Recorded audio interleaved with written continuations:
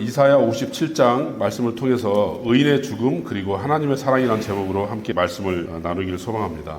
우리의 폐부를 찌르는 날카로운 말씀이 돼야 되겠는데 어쩌면 또 귀를 달콤하게 하는 말씀이 될지도 모르겠습니다. 왜냐하면 이사야서의 마지막 부분들은 하나님이 어떤 분이신가 그런 부분들에 초점을 맞춰서 우리에게 얘기를 해주고 계시거든요. 그 이사야 57장 후반전으로 이렇게 지나가면서 하나님이 얼마나 우리를 사랑하시는지 그리고 우리를 얼마나 아끼시는지 우리에게 얼마나 큰 소망을 가지고 있는지 그런 부분들을 우리에게 말씀하고 있기 때문에 이사야서의 마지막 부분들을 설교하면서 우리가 하나님이 어떤 분이신지를 깨닫고 하나님 안에서 우리가 큰 위로가 되기를 간절히 소망합니다. 오늘의 말씀은 의인들도 망할 수 있고 죽는다는 거예요. 그런데 악인들은 되게 팔팔하게 세상을 살아가고 있다는 거예요. 이 말씀을 대비시키시면서 그런데 그 가운데 하나님의 마음은 어디에 있는지를 우리에게 말씀해 주시고 그러면 그 하나님의 마음을 따라서 우리는 어떻게 살아야 되는지 이 네 가지 파트로 구성된 것이 이사야 57장 말씀이 되겠습니다. 이사야서를 쭉 지금 우리가 공부하고 또 말씀을 듣고 있는데요. 54장을 통해서는 내가 너의 신실한 남편이 되어주겠다라고 하나님께서 약속하시죠. 너의 아버지가 되어주겠다. 근데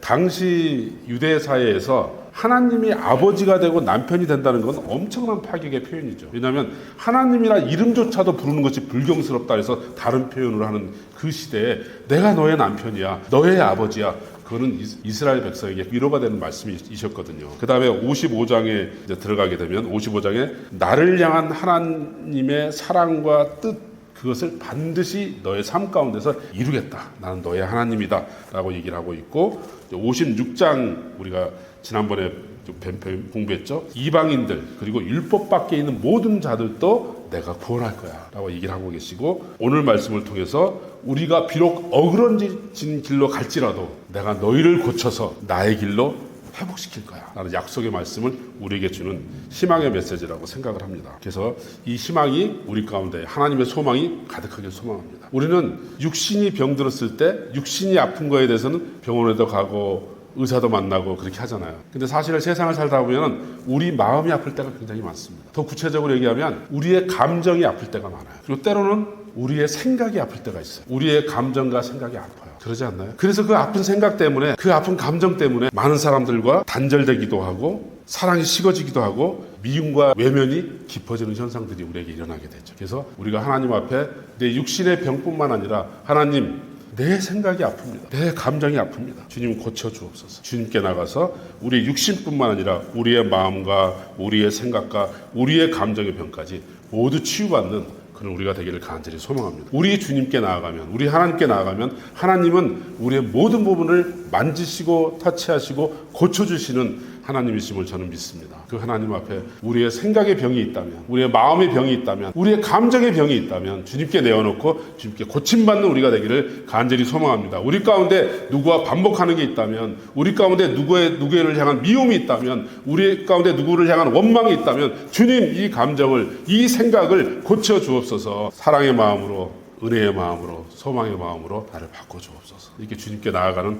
우리가 되기를 간절히 소망합니다. 우리는 그동안 우리의 마음이나 감정이 아플 때 항상 이거 어떻게 풀어나가지라고 어떻게 풀까를 고민할 때가 되게 많잖아요. 이거 어떻게 풀어야 되지? 근데 제가 최근에 깨달았어요. 뭘 깨달았냐면 우리 예찬 얘기를 좀 해서는데 예찬이가 뭐 세상에 나가서 막 칭찬을 받고 일 잘해가지고 막 똑똑하네 잘났네 그런 평가를 받기는 좀 어려울 때가 많잖아요. 그래서 소위 제가 볼 때는 무시함을 당하고 멸시함을 당하고 천대함을 당하고 그런 말을 듣죠. 제가 들으면 아버지 입장에서 심장이 무너지죠. 무너지면 어떻게 복수해야 되지? 어떻게 가서 따져볼까? 이런 생각이 마음에 들겠죠. 그런데 지난주에 제가 갑자기 눈물과 함께 예찬을 위해서 기도했어요. 하나님 저 아픈 심정을 또는 견디는 저 마음을 주께서 이루어 주옵소서. 제 마음속에 어떤 평강이 찾아오는 걸 제가 느꼈거든요. 깊은 평강. 그래서 우리가 감정이 꼬이거나 생각이 바뀌거나 이런 어떤 병적인 증세가 우리 안에 있을 때 우리가 이걸 어떻게 풀지라고 고민을 그동안 너무 많이 해왔구나. 사실은 이 문제를 하나님께 내오고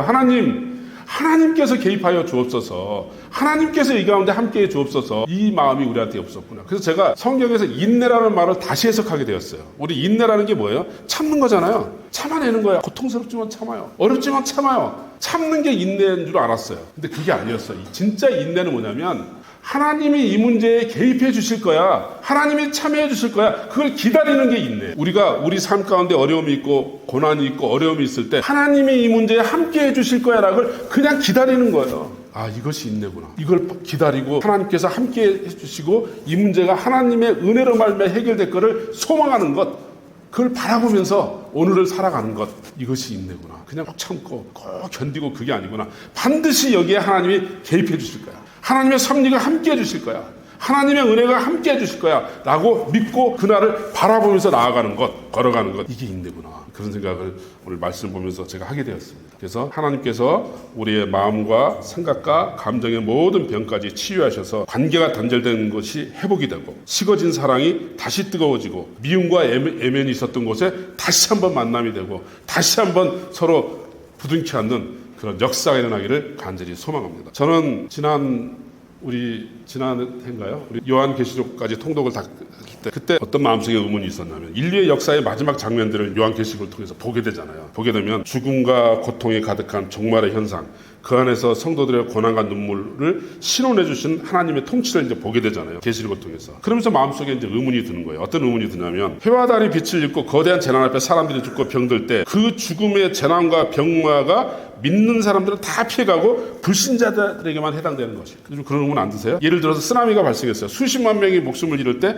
그 죽음의 이 길을 벗어나지 사람 가운데 그리스도인은 단 한 명도 없었을까? 우리는 기적적으로 살아남은 사람들의 간증을 듣잖아요. 하나님이 저에게 계시해 주셔서 살아났습니다. 그러나 간증의 기회조차도 없이 죽음을 맞이한 그리스도인들은 또 얼마나 많이 있어요. 그래서 우리가 간증만 들으면 하나님은 모든 문제에 개입하시고 모든 것을 다 회복시키시고 그렇게 생각하지만 사실은 그 죽음 가운데 그냥 죽음으로 자기 생을 마감한 그리스도인들은 얼마나 많이, 그들은 다 예수님을 잘못 믿어서 죽었을까요? 지금 병원에서 고통받고 있는 많은 암 환자들, 그런 분들 중에서 크리스찬은 한 명도 없을까요? 그럼 그들은 잘못 살아서 하나님께서 그에게 암을 주고 병을 주었을까요? 선교주의를 나가기 전에 자녀가 고통 가운데 죽음을 맞이하는 일, 선교주의에서 열심히 주님의 일들을 감당했는데 불치암에 걸리거나 심각한 사고로 돌아오게 되는 일, 부름받아 목사가 되었다고 결심하고 신학교를 들어갔지만 사역지가 없어서 신형 불량자로 전락한 사역자들, 우리는 그런 얘기를 들을 때마다 사랑의 하나님을 이해할 수 없다는 소가리를 한단 말이에요. 마음속. 그런 소가리가 여러분에게는 없나요? 저도 그런 소식을 접하고 들을 때마다 하나님의 어떤 뜻이 있겠지라고 예서 생각을 예면하지만 마음 깊은 곳에는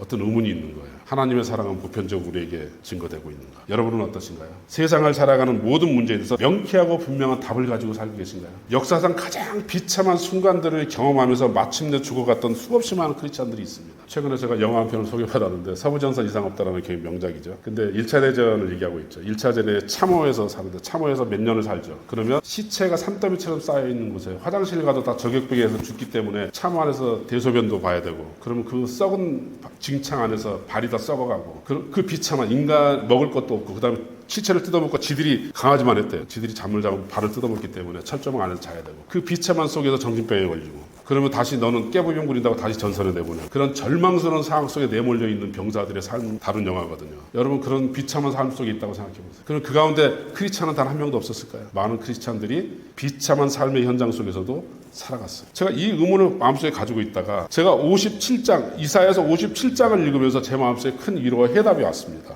그게 뭐냐면 본문 1절에서 2절 말씀입니다. 우리 함께 중요한 말씀 읽어보도록 하겠습니다. 읽겠습니다. 의인이 죽을지라도 마음에 두는 자가 없고 진실한 이들이 거두어감을 당할지라도 깨닫는 자가 없도다. 의인들은 악한 자들 앞에서 불리어 가도다. 그들은 평안에 들어간다니 바른 길로 가는 자들은 그들의 침상에서 편히 쉬리다. 저는 굉장히 놀라운 말씀이라고 생각이 들었습니다. 이 말씀을 분명하게 이해하려면 우리 세변역 말씀을 보면 분명하게 이해가 오는데요. 세변역에는 이렇게 표현되어 있습니다. 의인이 망해도 그것을 마음에 두는 자가 없고 경건한 사람이 이 세상을 떠나도 그 뜻을 깨닫는 자가 없다. 의인이 세상을 떠나는 것은 실상은 재앙을 피하여 가는 것이다. 그는 평화로운 곳으로 들어가는 것이다. 바른 길을 걷는 사람은 자기 침상 위에 편히 누울 것이다. 이런 말씀이거든요. 이 말씀이 제가 왜 위로가 되었냐면요. 의인들, 믿음의 사람들도 죽기도 하고 망하기도 한다는 거예요. 그렇잖아요. 죽기도 하고 다 망하기도 해요. 근데 그들에게 아무 관심을 두지 않아요, 세상은. 그냥 이름 없이 빛도 없이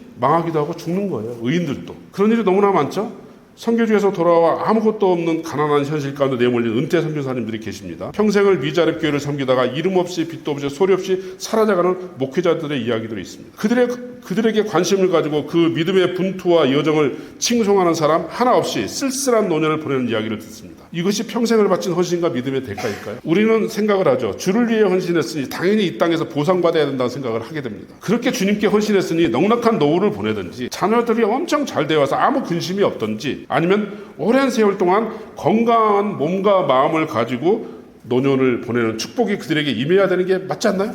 그렇게 생각하지 않아요? 근데 현실적으로 그렇지 않는 경우가 너무나 많이 있습니다. 그런데 실상은 그렇지 않죠. 그래서 세상은 그들을 향해서 얘기합니다. 망했다, 죽었다, 그렇게 헌신했는데 그냥 남는 게 뭔데? 라고 얘기를 합니다. 근데 오늘 성경은 세상은 망했다, 죽었다 말하지만 실상은 그들은 평안의 안식에 들어갔다라고 얘기를 합니다. 하나님께서 그들을 평안의 안식으로 초대하시고 부르셨다는 거예요. 그래서 오늘 영어 성경에는 이 말씀 앞에 어떤 표현이 들어있냐면 before daytime. 무슨 얘기죠? 전에는 그랬지만이라는 의미가 담겨있죠. 이 지상의 삶 가운데 고난과 어려움이 있을지라도 그 의인들의 영원한 안식이 앞에 놓여 있다라고 성경은 얘기하고 있죠. 하나님의 관심은 거기에 있다라고 지금 말씀하고 있는 거죠. 우리는 오늘 우리의 신앙의 결과로 우리의 미래의 삶이 소위 세상이 말하는 축복으로 가득 찰 거라고 기대를 합니다. 오늘 이렇게 내가 열심히 하나님을 섬겼으니 나의 미래는 축복으로 가득 차 있을 거야. 하나님께서 나의 길을 선한 길로 인도해 주시고 항상 좋은 것으로 나를 채워주실 거야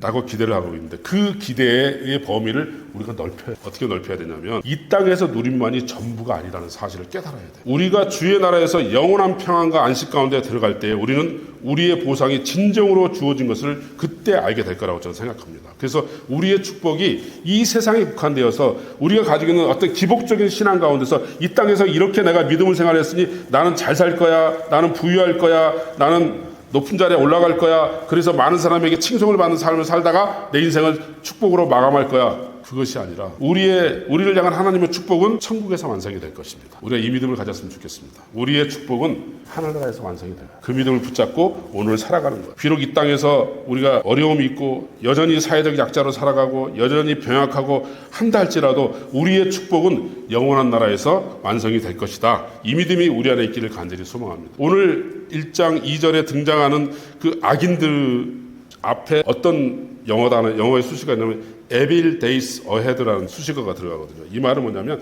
그들의 앞에는 심판이 놓여 있다는 거예요. 이사야 선지자가 무슨 얘기를 하고 있냐면 앞날에 심판이 놓여 있는 삶을 살 것이냐, 앞날에 평강과 안식이 놓여 있는 삶을 살 것이냐, 이스라엘 백성아 선택해라. 그렇게 지금 얘기하고 있는 거죠. 여러분 어떻게 선택하고 싶으세요? 앞날에 심판이 놓여 있는 삶을 살고 싶어요? 아니면 앞날에 평강과 안식이 놓여 있는 그런 삶을 살고 싶어요? 평강과 안식이 놓여 있는 삶을 선택하는 여러분이 되기를 간절히 소망합니다. 우리의 삶을 뒤돌아보면 고군분투하며 살았지만 아무도 알아주는 사람이 없어요. 아무도 관심을 기울이지 않는 가운데 넉넉하지도 못하고 그렇다고 잘 나가지도 못하는 우리 자신을 볼 때가 있죠. 비참하십니까? 믿음의 해이가 듭니까? 오늘 이사야 57장 말씀의 1, 2절 말씀이 위로가 되기를 바랍니다. 하나님은 그런 자들에게 관심이 있고 그들에게 영원한 평안을 약속하시고 그들은 평안한 자리로 올라간 거야 라고 얘기를 하고 있거든요. 그 안식이 여러분한테 있기를 간절히 소망합니다. 아무리 안아주는 사람이 없고 무명한 사람 같지만 하나님께서 영원한 평강을 우리에게 예비하셨다는 걸 잊지 맙시다. 그래서 같은 맥락의 신약 성경 말씀이 고린도후서 6장 9절에서 10절 말씀입니다. 제가 한번 읽어보겠습니다. 무명한 자 같으나 유명한 자여 죽은 자 같으나 보라 우리가 살아있고 징계를 받은 자 같으나 죽임을 당하지 아니하고 근심하는 자 같으나 항상 기뻐하고 가난한 자 같으나 많은 사람을 부유하게 하고 아무것도 없는 자 같으나 모든 것을 가진 자로다. 이게 크리스찬의 모습이에요. 우리는 이 땅의 빈부의 차이, 신분의 차이를 축복으로 착각하는 신앙에서 벗어나서 영원한 하나님의 나라를 생각해야 돼요. 그 영원한 하나님의 나라를 생각하는 사람은 무명한 자 같으나 유명한 자로 살아가는 거예요. 우리는 세상을 살면서 환난을 당하기도 하고 어려움을 당하기도 하고 병에 들기도 합니다. 그리고 낮은 자리로 떨어질 수도 있어요. 그래서 아무것도 없다고 생각하는 자리로 갈 수도 있어요. 그러나 우리에게 모든 것이 있다라고 성경 말씀은 얘기하고 있어요. 이것이 당당한 크리스찬의 모습이 아닐까. 저는 그런 생각을 하거든요. 저는 사실 일주일 동안 이렇게 생각하다 박경대 집사님 어머님 생각을 참 많이 할 때가 참 많이 있어요. 평생을 오랫동안 걷지 못하고 침상에 누워서 어떤 소망도 어떤 기쁨도 없을 수밖에 없는 그런 상황 속에서 하나님을 바라보는 것. 저는 그 믿음이 보석처럼 귀하다고 생각을 합니다. 여러분 생각해 볼까요? 풍요와 건강과 행복이 가득한 가운데 주님 너무 축복해 주셔서 감사해요. 그런 삶하고 결핍과 아픔과 고난 가운데서도 변함없이 주님을 바라보는 그 믿음, 어떤 게 더 귀할까요? 저는 하나님께서 그 믿음을 귀하게 여긴다고 생각합니다. 귀하게 여긴다고 생각합니다. 하나님께서 얼마나 그 믿음을 우리가 그런 믿음을 붙잡고 이 세상에서 우리가 무명한 자 같으나 유명한 자고, 그 다음에 아무것도 없이 가난한 자 같으나 많은 사람을 부욕해 하는 사람, 아무것도 없는 것 같지만 모든 것을 가진 사람으로 당당히 우리가 살아갔으면 좋겠다, 그런 생각이 듭니다. 그래서 좀 뭐 잘 나가면, 좀 좋은 일이 생기면 신앙도 활기차고, 좀 침체되고, 좀 어려우면 신앙도 침체되고, 그런 것이 아니라 모든 순간에 변함없이 우리에게 영생을 주시고 영원한 평강을 주신 그 하나님을 딱 바라보는 그 믿음에서 흔들림 없는 자리에 딱 서 있는 것, 그것이 저는 믿음의 사람의 모습이 아닌가 생각을 합니다. 그 믿음이 우리 안에 가득하길 소망합니다. 우리가 의문사항이 있죠. 그 의문사항이 본문 3절에서 11절 말씀이거든요. 3절에서 11절 말씀인데, 그 말씀을 가만 보면 대표적인 말씀이 9절에서 10절 말씀인데, 내가 기름을 가지고 물레기에 나아가되 향품을 더하였으며, 내가 또 사신을 먼 곳에 보내고 수오레까지 내려가게 하였으며, 내가 길이 멀어서 피곤할지라도 헛되다 말하지 아니함은 내 힘이 살아났으므로 쇠약하여지지 아니함이라. 세변적으로 이 말씀을 번역하면 이렇게 됩니다. 신들을 찾아 나선 여행길이 고되어도 지쳤으면서도 너는 헛수고라고 말하지 않는구나. 오히려 너는 우상들이 너에게 셈을 주어서 지치지 않는다고 생각하는구나 라고 기록하고 있어요. 그러니까 우상을 숭배하고 있는 사람들, 그 다음에 하나님을 떠나 있는 사람들이 막 승승장구하고 잘 사는 거예요. 그리고 기력이 왕성해요. 그리고 막 열심히 살아요. 그래서 어디까지 뭐 사실 한 나라까지 보내고 막 열심히 사는 거예요. 열심히 살아서 부를 축적하고, 그 다음에 막 열심히 일하면서 우상이 나에게 힘을 주어서 나는 힘이 떨어지지도 않는구나, 그래서 강건하게 사는 거예요. 우리가 그런 것들을 볼 때마다, 아니 하나님만 믿는 사람들 왜 이렇게 팔팔하게 잘 살고 평안하게 살고 왜 저렇게 하지? 나는 하나님 믿는 나는 왜 그렇지 못한 것 같은데, 그런 생각을 할 때가 있잖아요. 근데 그 말씀에 대한 해답이 11절 말씀이에요. 11절 말씀. 11절 말씀에 우리 주님께서 뭐라고 얘기하는지 우리 한번 볼까요? 우리 함께 읽어보도록 하겠습니다. 내가 누구를 두려워하며 말미암아 놀랍기에 거짓을 말하며 나를 생각하지 아니하며 이를 마음에 두지 아니하였느냐? 내가 나를 경외하지 아니함은 내가 오랫동안 잠잠했기 때문이 아니냐라고 기록하고 있죠. 악인들이 악을 막 행하고 하나님을 떠나서 막 사는데 하나님이 잠잠한 것 같아요. 내가 잠잠했기 때문이 아니냐? 그 얘기는 무슨 얘기냐면, 성경 말씀을 잘 해석해 보면 이런 말씀이에요. 뭐냐면, 내가 너의 범죄에 대해서, 너의 잘못에 대해서 너를 벌하지 않는 것 때문에, 내가 너를 벌하지 않는 것 때문에 네가 그렇게 당당하게 그렇게 네 힘으로 세상을 사느냐, 그런 뜻이거든. 하나님께서 우리의 범죄와 우리의 잘못에 대해서 그때그때마다 징계하고 징벌한다. 우리는 한 사람도 살아남을 사람이 없는 거죠. 하나님의 잠잠함 때문에 그런 것이냐라고 얘기를 하고 있는 거죠. 그러면서 이 말씀도 세번역으로 보면 되게 재밌는데요. 네가 그처럼 무서워하는 신들이 누구냐? 도대체 그 신들이 얼마나 무서우면 나를 속이면서까지, 나를 까마득히 잊어가면서까지 그 신들에게 매달리느냐? 내가 오랫동안 침묵하고 있었다고 내가 나를 경외하지 않는 것이냐? 라고 물어보는 말씀이거든요. 저는 이 말씀을 딱 읽으면서 갑자기 이 말씀에 신이라는 말을 돈으로 바꾸면 이 말씀이 딱 맞아 떨어지는 거예요. 제가 돈이라고 바꿔서 한번 이 말씀, 성경 말씀 읽어볼까요? 내가 그처럼 무서워하는 돈이 무엇이냐? 도대체 그 돈들이 얼마나 무서우면 나를 속이면서까지, 나를 까마득히 잊어가면서까지 그 돈에 매달리느냐? 내가 오랫동안 침묵하고 있었다고 네가 나를 경외하지 않는 것이냐? 라는 말씀이에요. 돈이 신이 되는 이 세상 가운데서 돈을 쫓아서 양심도 정의로움도 버리고 하나님을 향하는 것도, 물질이 어려워지면 하나님을 경외하는 것도 잊어버리는 그런 우리들의 모습을 신랄하게 표현한 말씀인 것 같아요. 그래서 우리가 오늘 말씀을 보면서 우리가 오직 하나님께 돌아가기를 간절히 소망합니다. 세상에 하나님 떠난 사람들이 잘 나가고 다른 것도 부러워하지 맙시다. 하나님께서 우리의 삶의 마지막을 붙잡고, 하나님의 관심은 믿음의 사람들의 마지막에 있다는 것을 우리가 잊지 않았으면 좋겠습니다. 때로는 우리의 사정과 형편이 회복되지 않을 수도 있어요. 우리가 생각하는 병이 회복되지 않을 수도 있어요. 경제적인 것이 회복되지 않을 수도 있어요. 그러나 우리를 향한 우리의 마지막을 지켜보는 하나님의 사랑은 변함이 없다. 이 말씀을 붙잡고 우리가 살아갔으면 좋겠습니다. 그러면서 하나님의 때를 기다리는 우리가 되기를 간절히 소망합니다. 그러면서 오늘 하나님께서 15장에서 18절 말씀에 이렇게 우리에게 얘기를 하죠. 한번 우리 15절에서 18절 말씀 한번 읽어보도록 하겠습니다. 지극히 존귀하며 영원히 거하시며 거룩하다 이름하는 이가 이와 같이 말씀하시되, 내가 높고 거룩한 곳에 있으며 또한 통회하고 마음이 겸손한 자 함께 있나니, 이는 겸손한 자의 영을 소생시키며 통회하는 자의 마음을 소생시키려 함이라. 내가 영원히 다투지 아니하며 내가 끊임없이 노하지 아니할 것은 내가 지은 그의 영과 혼이 내 앞에서 피곤할까 함이라.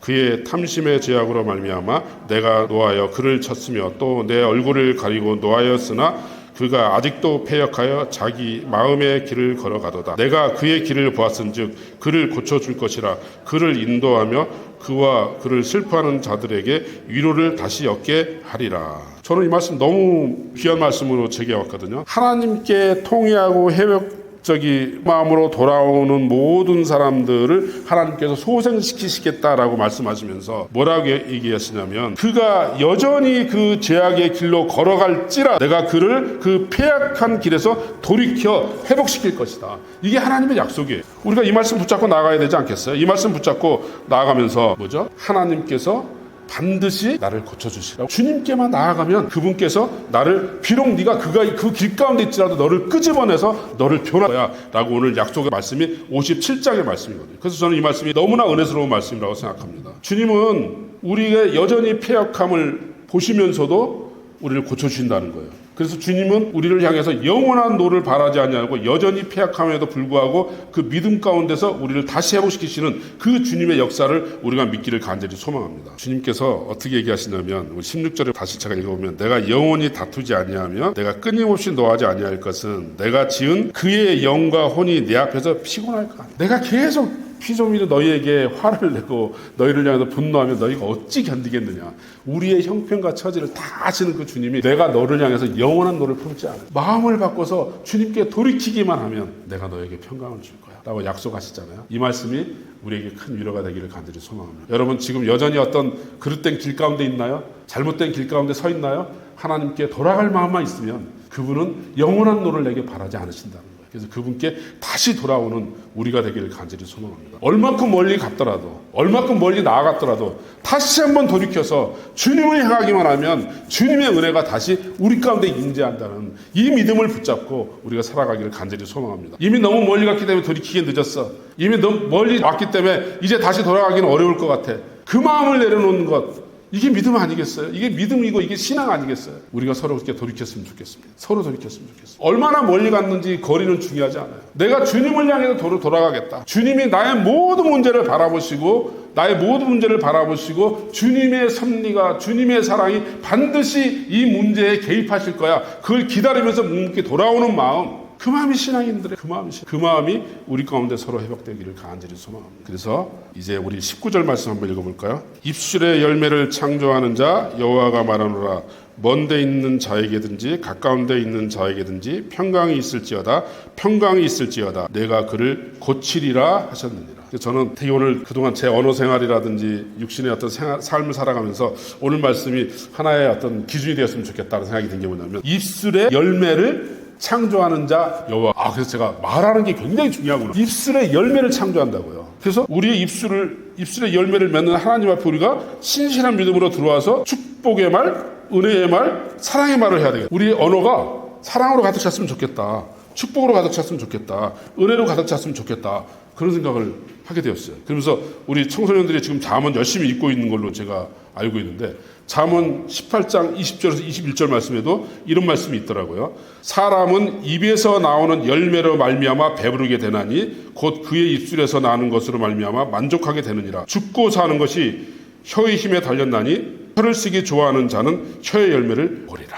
그래서 저는 오늘부터 우리 교회가 그렇다, 은혜의 말, 축복의 말, 사랑의 말을 해야 되겠다. 그래서 우리 그리스도의 입에서는 죽겠다, 못 살겠다, 절망이야, 방법이 없어, 이런 말 안 했으면 좋겠어요. 아무리 절망스러워도 하나님은 하십니다. 은혜의 말을 하고, 그 다음에 죽겠다, 그게 아니라 그리스도인이어서 살겠다. 그 다음에 힘들어서, 너무 힘들고 막 지쳐서 포기하고 싶다, 그럴 때 아니, 하나님은 하십니다 라는 그 은혜의 말, 그 입술의 열매를 맺게 하시는 하나님 앞에 우리가 돌아왔으면 좋겠다. 그래서 우리가 비록 의인들이 망하고 또는 죽을지라도 우리의 마음속은 죽는 그날까지, 하나님의 은혜 나라에 들어가는 그날까지 우리 입술에서는 하나님이 하십니다, 하나님이 은혜이십니다, 하나님이 소망이십니다, 그렇게 항상 축복의 말을 하고 저주의 말을 우리 입에서 끊어야 되겠다, 그런 생각이 듭니다. 그래서 항상 우리 입속에서는 잘 될 겁니다, 하나님의 은혜로 함께 하실 겁니다, 그렇게 서로를 격려하고 서로를 위하는 우리가 되기를 간절히 소망합니다. 오늘의 말씀을 마무리하려고 그러는데요, 우리는 이 땅에서 우리가 비록 누리지 못하고 부하지 못하고 명성을 얻지 못해도